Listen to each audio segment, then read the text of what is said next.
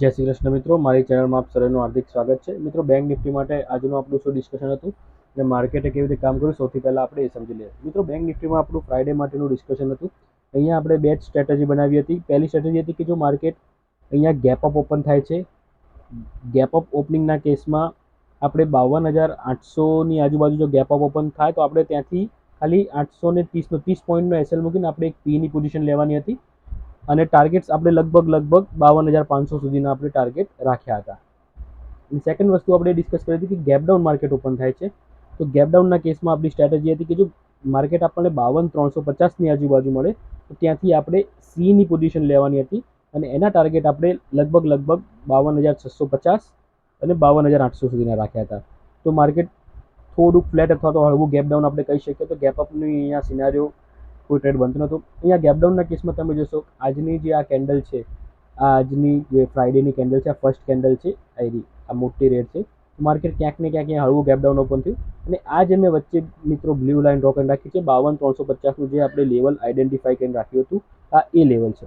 તો અહીંયાથી માર્કેટ લગભગ 9:20 અહીંયા 52,350ની આજુબાજુ અહીંયા માર્કેટ આવ્યું. તો આપણી સ્ટ્રેટેજી પ્રમાણે આપણે અહીંયાથી એક સીની પોઝિશન લેવાની હતી. એ ટાર્ગેટ્સ આપણે મોટા રાખ્યા હતા, 650 સુધીના ટાર્ગેટ રાખ્યા હતા. માર્કેટ ક્યાંક ને ક્યાંક 567 સુધી આવીને 52,567 આવીને અટકી ગયું. એટલે આપણને અહીંયા 200 પોઈન્ટનો મોમેન્ટમ માર્કેટે ઇમિડિયેટલી લગભગ 15-20 મિનિટમાં માર્કેટે મોમેન્ટમ આપી દીધો. અહીંયા આપણો એસએલ ફક્ત 50 પોઈન્ટનો એસએલ હતો. આપણે 52,350 કોલ લેવાનો હતો અને 300નો આપણે એસએલ મૂકવાનો હતો. તો અહીંયા 50 પોઈન્ટના એસએલની સામે માર્કેટે 200 પોઈન્ટ તો ઇમિડિયેટલી આપી દીધા. પણ જે લોકો ટાર્ગેટ માટે બેઠા હશે એમને માર્કેટે ડેફિનેટલી નિરાશા અહીંયા હાથ આપી અને માર્કેટ ઇમિડિયેટલી પાછું રિવર્સ થઈ ગયું. તમે જો મિત્રો, એક લેવલ આપણે જે આઈડેન્ટિફાઈ કરે છે માર્કેટ એને કેટલું સરસ રિસ્પેક્ટ આવે છે. 52,350 અહીંયા બાઉન્સ બેક આવ્યો, ફરીથી 52,350 અહીંયા બાઉન્સ બેક આવ્યો. પણ માર્કેટ એક નેગેટિવ ટ્રેન્ડમાં હતું અને એક ન્યૂઝ બેઝડ હતું. જે તમને માઇક્રોસોફ્ટનું યાદ હોય તો એક થોડુંક સર્વર ક્રેશ થયું, આખા વર્લ્ડમાં એની ઇફેક્ટ આવી, બધી જગ્યાએ એની ઇફેક્ટ જોવા મળી. એના કારણે માર્કેટ થોડું નેગેટિવ મોડમાં હતું. એટલા માટે ફાઇનલી માર્કેટે આ લેવલને તોડ્યું.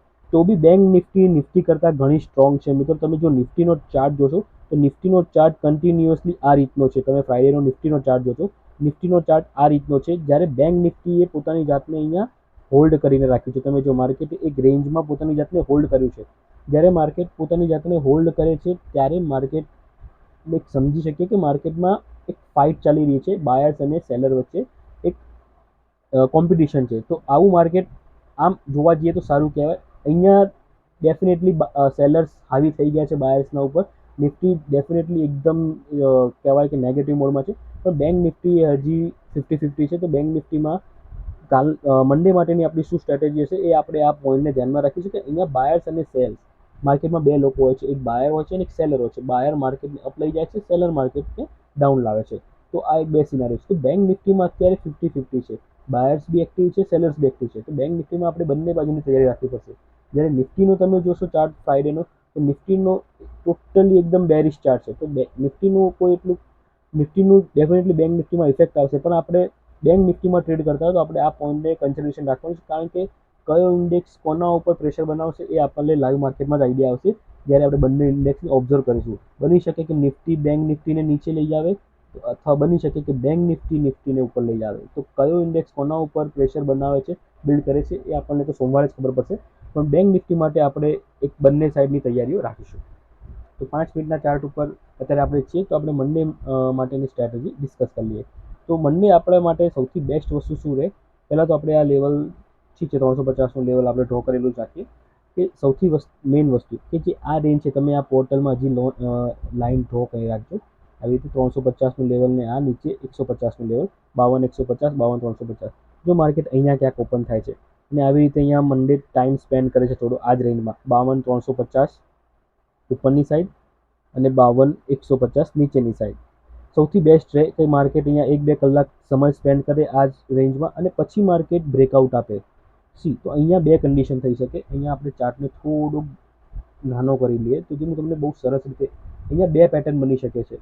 બેંક નિફ્ટીમાં બહુ સરસ મજાનું તમને મિત્રો લર્નિંગ હું આપીશ. તમે ધ્યાનથી વિડીયોને જોજો અને સમજજો લોજિક.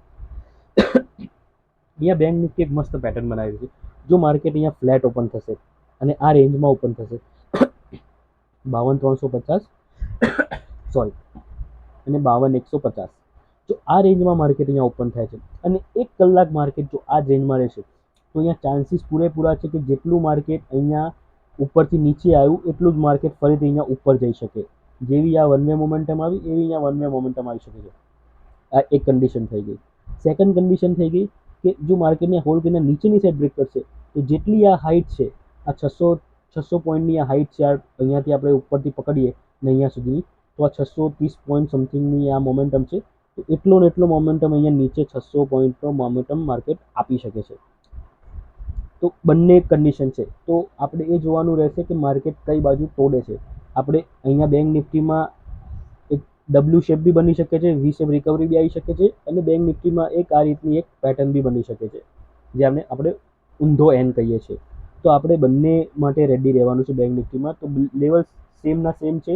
52,350ની ઉપર બેંક નિફ્ટીમાં આપણે સોમવારે તો ડબલ કન્ફર્મેશન લઈશું, એટલે એટલીસ્ટ 15 મિનિટની એક કેન્ડલ ઉપર ક્લોઝિંગ આપે. 15 મિનિટની કેન્ડલ 52,350ની ઉપર ક્લોઝિંગ આપે તો આપણે સીની પોઝિશનમાં બેસી જઈશું. ટાર્ગેટ્સ આપણા 52,750થી માંડીને 830 સુધીના હોઈ શકે છે. અને નીચેની સાઈડ બી સેમ વસ્તુ કે 52,150ની નીચેમાં એક 15 મિનિટની કેન્ડલ ક્લોઝ આપે તો નીચેની સાઈડ આપણને 51,750 અને 51,530 સુધીના ટાર્ગેટ્સ આપણને નીચેની સાઈડ બી માર્કેટ આપી શકે છે, જો માર્કેટ ફ્લેટ ઓપન થઈને અહીંયા થોડોક સમય સ્પેન્ડ કરે છે. સૌથી બેસ્ટ ટ્રેડ આ જ માનું છું કે માર્કેટ ફ્લેટ ઓપન થાય ને સમય સ્પેન્ડ કરીને રેન્જ બ્રેક કરે, આઈધર અપ સાઈડ અથવા તો ડાઉન સાઈડ. સેકન્ડ વસ્તુ, જો માર્કેટ અહીંયા ગેપ ડાઉન ઓપન થાય છે તો ગેપ ડાઉનના કેસમાં બી થોડુંક આપણે સમજી વિચારીને કરવું પડશે. માની લો માર્કેટ ગેપ ડાઉન ઓપન થયું 52,000ની આજુબાજુ અથવા તો 51,900ની આજુબાજુ, તો આપણે માર્કેટમાં એટલીસ્ટ 15 મિનિટ વેટ કરીશું. 15 મિનિટની કેન્ડલને જોઈશું આપણે. જો માર્કેટ માની લો કે અહીંયા ગેપ ડાઉન ઓપન થયું અને 15 જ મિનિટમાં માર્કેટ ફરી આ રેન્જમાં આવી ગયું, 52,150ની અંદર આવી ગયું, તો પછી આપણે કોઈ ટ્રેડ નહીં લઈએ. કાલે મંડે આપણે ખાલી માર્કેટમાં વેટ એન્ડ વોચ ખાલી જોઈશું. તો પછી આપણો એ કોઈ ટ્રેડ બનશે નહીં, કારણ કે જો માર્કેટ ફરી આ રેન્જમાં આવી જશે તો માર્કેટ ફરીથી અહીંયા વોલેટાલિટી શો કરશે અને આ જ રેન્જમાં એક રહી શકે છે. પણ જો માર્કેટ આ રેન્જમાં રહેતું નથી, 15 મિનિટ આ રેન્જમાં રહેતું નથી, માર્કેટ અહીંયાથી રેઝિસ્ટન્સ ખાઈને ફરી પાછું નીચે આવે છે, તો અહીંયાથી આપણે જો ફરી પાછું આ રેન્જમાં જઈને ફરી બહાર આવે છે તો આપણે એક પેની પોઝિશન લઈ શકીએ છીએ અને નીચે આપણે પછી આપણા ટાર્ગેટ્સમાં 51,750 સુધીના ટાર્ગેટ્સ માટે બેસી શકીએ છીએ. માની લો માર્કેટ અહીંયા ગેપ અપ ઓપન થાય છે, તો ગેપ અપ ઓપનિંગના કેસમાં ફર્સ્ટ કેન્ડલ જોવાની રહેશે કે રેડ બને છે કે ગ્રીન બને છે. જો first candle gap up open થાય છે અને ફર્સ્ટ કેન્ડલ એક ગ્રીન બને છે, આપણે અહીંયા ગ્રીન ડ્રો કરી દઈએ. યસ, માની લો અહીંયા માર્કેટ ગેપ અપ ઓપન થયું ને આવી રીતે ગ્રીન કેન્ડલ બનાવી દે છે, પહેલી જ કેન્ડલ જો ગ્રીન બની જાય છે તો ગ્રીન કેન્ડલના લોને આપણે એસએલ માનીને એક સીની પોઝિશન લઈ શકીએ છીએ અને ઉપરની સાઈડ આપણે 52,800 53,100 સુધીના બી ટાર્ગેટ્સ જોઈ શકીએ છીએ જો માર્કેટ ફ્લોમાં ચાલે છે તો. પણ જો અહીંયા રેડ કેન્ડલ બને છે તો આપણે નો ટ્રેડ, કોઈ ટ્રેડ નહીં લઈએ. રેડ કેન્ડલ બનાવે છે ફર્સ્ટ ગેપ અપ ઓપન થઈને તો પછી આપણે કોઈ ટ્રેડ નહીં લઈએ. તો આશા રાખું છું મિત્રો, મંડે થોડું કોમ્પ્લિકેટેડ છે. મેં 3 સિનારીઓ ડિસ્કસ કર્યા છે, એક ફ્લેટ ઓપનિંગ, ગેપ ડાઉન અને ગેપ અપ. તો તમે ત્રણેય કેસને ધ્યાનથી સમજજો, તમારું પોતાનું એનાલિસિસ કરજો અને પછી લાઈવ માર્કેટમાં ટ્રેડ કરશો. આશા રાખું છું મિત્રો આજનું એનાલિસિસ તમને ગમશે. વિડીયો ગમે તો ચોક્કસ તમે લાઈક કરજો, ચેનલને સબસ્ક્રાઈબ કરજો. થેન્ક યુ, જય શ્રી કૃષ્ણ.